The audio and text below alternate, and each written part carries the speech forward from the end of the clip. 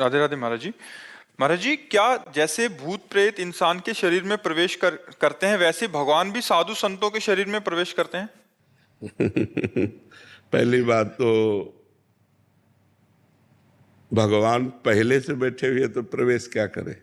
सबके हृदय अछत अविकारी, सबके हृदय में अविनाशी परमात्मा हृदय में बैठा है। वेद कहता है सहस्त्र शीर्षा पुरुषा सहस्राक्षा शास्त्रपात सभूमि ग्वं सर्वतस्प्रत्वात्यतिष्ठत 10 अंगुलम, 10 अंगुल नाभि से नापो ऐसे। तो ये देश आता, इसे हृदय देश कहते हैं। भगवान सबके हृदय में अव्यक्त रूप से विराजमान है।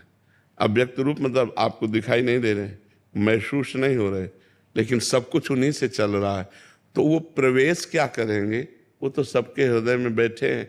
हाँ, अब समझना है, जैसे जितना भजन हमारा हुआ उतने भगवान का पावर प्रकाशित होता है। जैसे एक पापी आदमी है तो भगवान का पावर एकदम गुप्त है।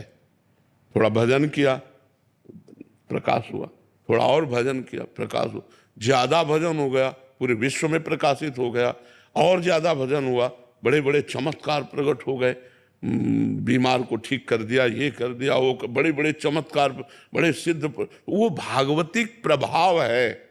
प्रवेश तो भगवान तब करें जब भगवान वहां ना हो। भगवान तो सबके अंदर होते हैं, समझ में। अब रही भूतों की बात, तो जैसे अब हमारे कर्म का भोग आना है, हमारा हृदय मलिन है, तो हमारे एक आवेश आएगा, वो भूतों का हो, प्रेत का हो, पिशाच का हो, वो हमें दंड देगा, जलाएगा। जितने दिन होगा उतने दिन होगा, फिर अपने आप खत्म हो जाएगा, या कोई ऐसा संयोग बन जाएगा।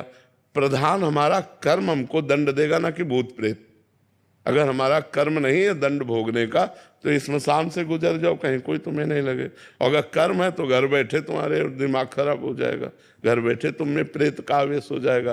पर भगवान का ऐसा नहीं, क्योंकि भगवान सबके हृदय में पहले से विराजमान है।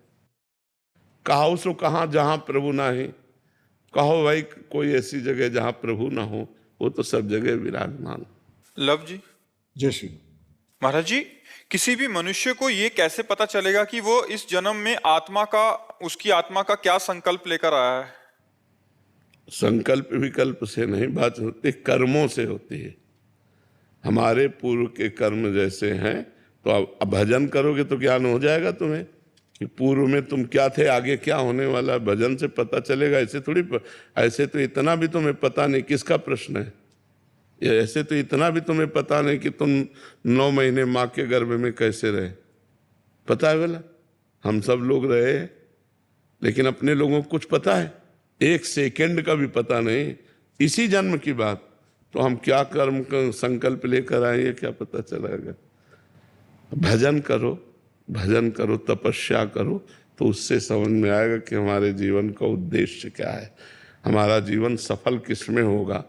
भजन के बिना तो सब जीवन बेकार। इसलिए भजन करो, नाम जप करो, गंदे आचरण मत करो, तो धीरे धीरे खुद जब हृदय पवित्र होने लगता है तो पता चलने लगता है कि हमारा पूर्व क्या है, आगे क्या है, सब पता चलने लगता है। अभी पहले भजन करो। अगर पता की बात, तो इसी जन्म का हमको क्या पता है। हम माँ के गर्भ में कैसे थे, हमें ज्ञान था कि हम थे तो हम ही, लेकिन हमें कुछ नहीं पता। तो पूर्व जन्म आगे का पता कैसे हो जाएगा, इसी जन्म का नहीं पता। इसलिए नाम जप करें तो हमारी बुद्धि पवित्र हो, तब पता चलने लगे। कोई ऐसे भजनानंदी संत हैं